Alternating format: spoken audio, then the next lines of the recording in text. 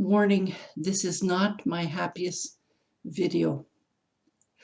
Hello there, this is Linda G. Robert, your Back in the Groove Again coach, helping you live your best life now so you can love what you do.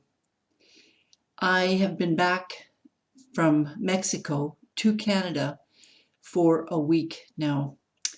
And I know I haven't done any videos since my arrival for a couple of reasons.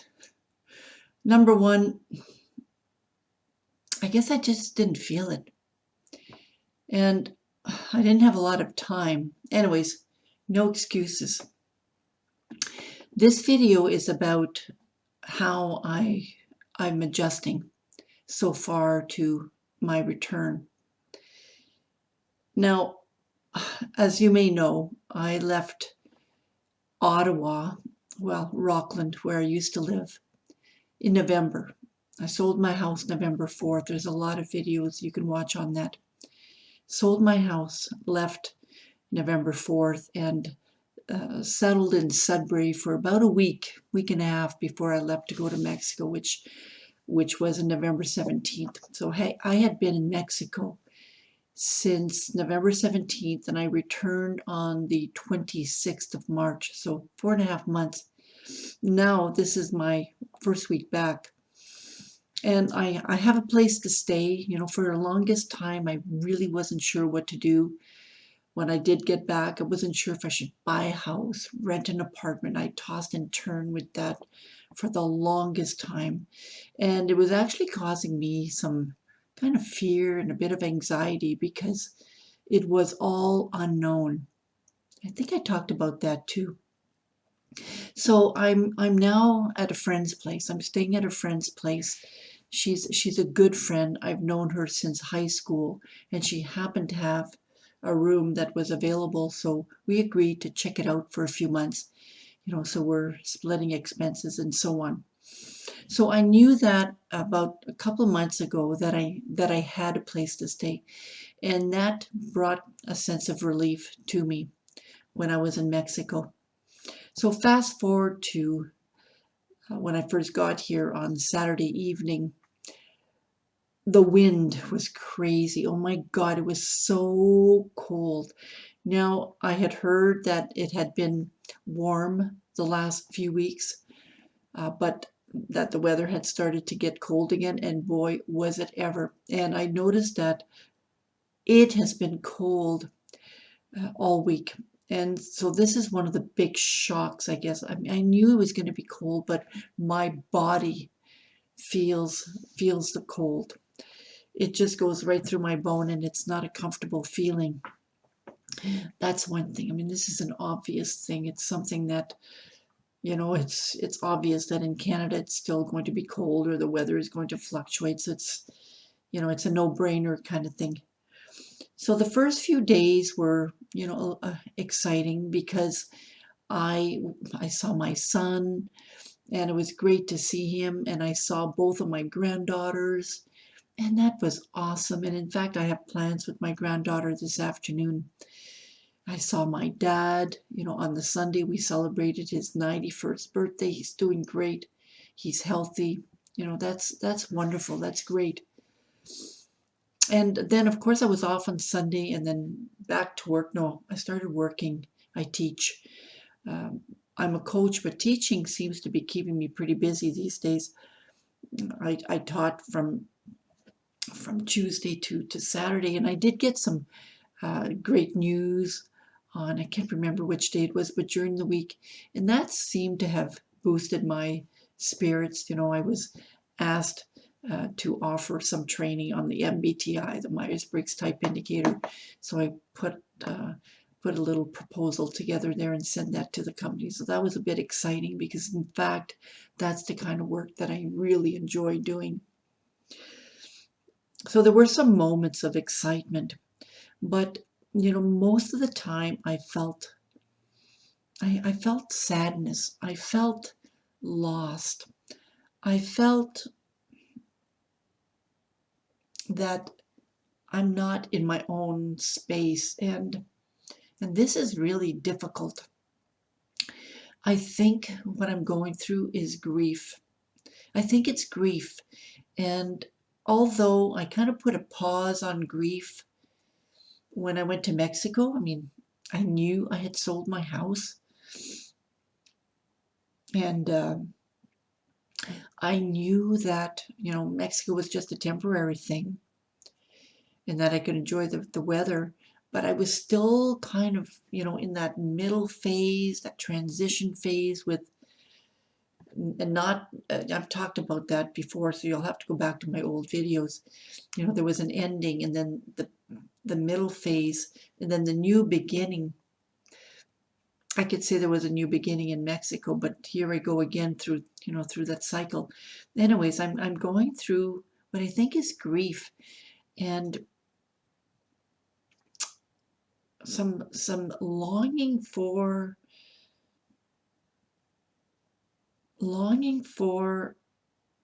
what's known to me.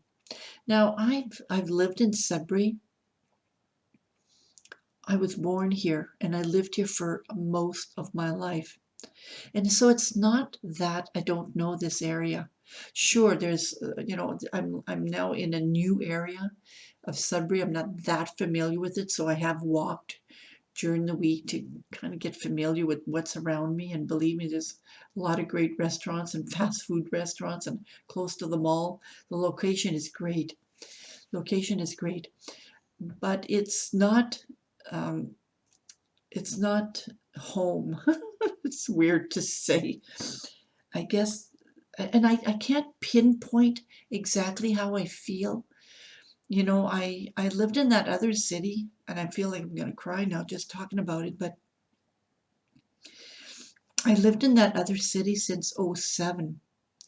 No, well, not exactly. I moved to Ottawa in '07, and in my city where I was living, that was 2011, and I lived there till 21. So I was away for many years, right?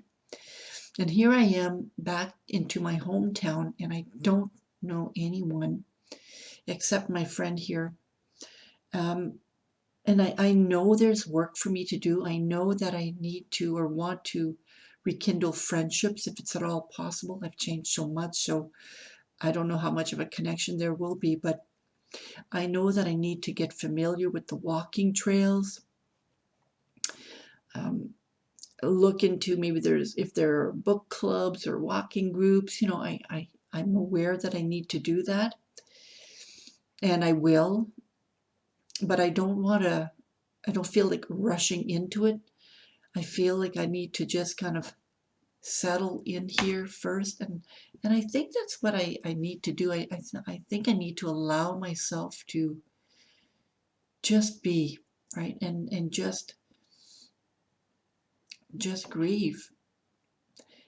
Um, I've gone through some big changes, and I didn't realize how huge it was going to be, but I'm feeling it now. Like I'm starting to feel it.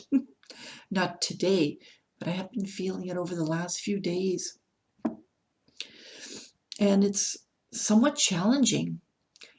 I'm managing it, of course, but I feel that I need to do things and occupy myself instead of just sitting there or sitting in front of my laptop and doing research. I don't really want to do that. I have the feeling that I need to get out there and be active, but it's not there. I don't really feel like doing it, although I push myself to go out. Like I will go out later today because I need to get out at least once a day. I think if I don't go out once a day, is it an indication that I'm not doing well? Is it an indication that I'm hibernating even more? Maybe. I don't know. But my little brain here, my intuition says, just get out for a walk. Because, when I go out for a walk, even if it's just walking up and down this street here, breathing that fresh air, it helps to bring a little bit of calmness, I guess you could say, or, familiarity, because I am aware of where I am. Anyways, I wanted to share this with you because you might be going through a change and maybe you don't understand exactly what's going on with you. Especially when you go through major changes, like in my case, I sold my house, and when I came back to Canada, I didn't go back to my hometown where I had my house. I came back to the city where I haven't lived in years. So there's a lot of adjustment to make, right? My friends they're all back there. So weird. So if you're going through something similar, you could write little comments down in the chat box. If you've ever gone through something similar, write it in the chat box in the comments section. This is how, we're able to understand one another and sometimes, support one another as well. So, I mean, a couple of other things is, of course, when I was, and this is like really practical things, when I was at home in my house, I had a routine. Um, I knew where to go for my walks. I knew where to go buy my shopping, and I always bought the same food. I knew what to cook, how to cook it. And then, of course, in Mexico, that changed. Everything changed because I didn't cook the same things. I ordered out a lot. Uh, I walked up the street and I would get some food, and I would come back and eat that, or I would call Uber or Didi or whatever the app is and just order in, right? So I'm here and I'm thinking, what am I going to eat? Now, my friend and I have agreed that I'm going to pay a certain amount for food, but I still am not sure what I'm going to eat. It's one of those habits that I need to get back into, is eating properly, yes, but also making meals. I haven't made meals in months, so I can just imagine what it's like to be, I hate to say this, but homeless, and all of a sudden you're given an apartment. And it's like, now what? Okay, I've got an apartment, because I've heard some people have apartments, when they've been living on the streets for years, and they get an apartment and they go, because the lifestyle hasn't changed yet. Just because they're in an apartment doesn't mean that they know what to do in this apartment, right? Kind of feeling a little bit like that. Not to compare, I don't want to compare myself to a homeless person who's now in an apartment. No, that's not what I mean at all. But it's the habit of cooking, the habit of using pots and pans to cook something, the habit of choosing a meal and preparing it. Because I haven't done that in months. I would keep things very simple. I made myself some soups over there, but I didn't have a lot of pots and pans. I had one container to use. I had a microwave, so I nuked things, and that wasn't even meals. So my ability to cook has changed. I relied on meals, made homemade meals, or meals that were cooked in restaurants, and that's not always the healthiest, right? It's the easiest, but it's not the healthiest. So that's one thing that, you know, sure, I've had breakfast this morning, cereal, but normally I would make omelets. And why haven't I done that here? I don't know. Maybe it's because I don't feel at home. And I know my friend might be listening, and it's not that my friend isn't making me feel at home. It's because I don't feel like I'm in my home. And that's because I'm not. That's because I am staying in someone else's place. And it takes a while to adjust to that. It takes a while to take someone from one area and plunk them into a completely different area. And I think this is all part of it. It's a change that I'm still not accustomed to, that I'm still kind of getting used to. I'm not there yet. I think it's going to take a while. And, I think it would be the same if I had my own apartment. I was thinking about that just a couple of days ago because even if I had my own apartment, there would be no furniture in that apartment. I left most of my furniture in that house that I sold. So it would still be a feeling of loneliness, emptiness, almost like, I hate to use the word death. It would still have that feeling of, ugh. And I think because I'm grieving what I had. And not because starting new isn't great, because, and this is, I think, the shift that I am not there yet, but the shift that I want to get to is you have a new opportunity, right? I got a new opportunity to start anew and to, get some new things, but not here, not in my room here, not in this apartment here. So I think the new beginning phase is going to be pushed back. Can I experience that new beginning here? I think I could, but um,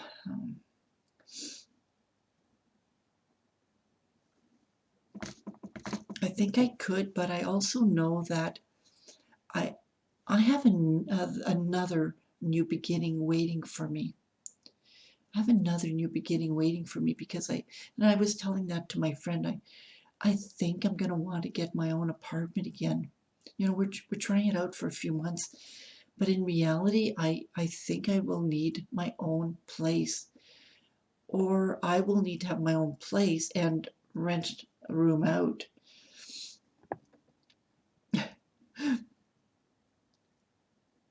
And I think it's just because I've gotten used to being the one that owned, or being the one that was primarily responsible for. And is that something I want to continue? Can I get used to being the one that is the roomer or the boarder or the roommate? Can I get used to that? It's one of those shifts, right, that I haven't experienced in years. And maybe I can, I don't know. I know that I would have to make some changes. I would have to, you know, get more comfortable with cooking more. Anyways, these are all the things that I'm going through right now. Change. And I've talked about the change model in other videos. But to keep it very brief here, there's an ending to a situation, and there's a beginning, a new beginning. And that period in between is the neutral zone. And during that neutral zone, you go through different feelings, maybe such as denial, anger, frustration, anxiety, all these different types of feelings, until you start feeling hopeful again, and you get to that new beginning phase. It's not exactly the same model as the Kubler-Ross grieving model. The model that I was referring to is more of a change model. And I think sometimes we need to allow ourselves to go through it, to go through the different emotions, but we also need to push ourselves and motivate ourselves, and to be open to looking at it from a different perspective. Like I was saying, maybe I could just start uh, living here more, right? And cooking more. That would mean planning. Not much of a planner, That would mean sitting down and thinking, what do I want to eat this week, and actually planning out some different types of meals. My friend cooked last night and it was great, but well, can I get used to it? Sure, but I don't necessarily want my friend to be cooking, you know, my meals kind of thing. Uh, and she wasn't cooking my meal, she was cooking a meal and we ate it together. Is that something I want to get used to? Or if I feel like eating something for supper, do I cook it, right? You know, when I had my house, I had two boarders living with me, and they were fairly independent. Mind you, we had different schedules. And then, you know, one of them would eat at midnight and the other one would eat when they come back from work. And I would hear them in the kitchen. They're doing their thing, they're cooking, you know, they're washing their dishes. And so we were all living fairly independently in that house. And I got used to that. That was okay for me. And it's something like that here too, obviously, because we're both fairly busy and we both have our own schedules. So I think at some point I might make my own supper, right? To find out what's available and what's around, or maybe I'll just buy my own stuff too. I don't know. I don't know. These are all things that I'm playing by ear, taking it one day at a time, just like you, right? So if you're going through any type of changes, uh, take it one day at a time. We don't always have the answers right away, so we need to allow ourselves to receive the answers. We need to allow ourselves to be, just be, and to be okay without having any answers. Just to be okay without having any answers, because I don't want to rush through getting answers. I'm not in a rush to get answers. I know they will come to me when it's time. I know that. I know that. Anyways, cheers.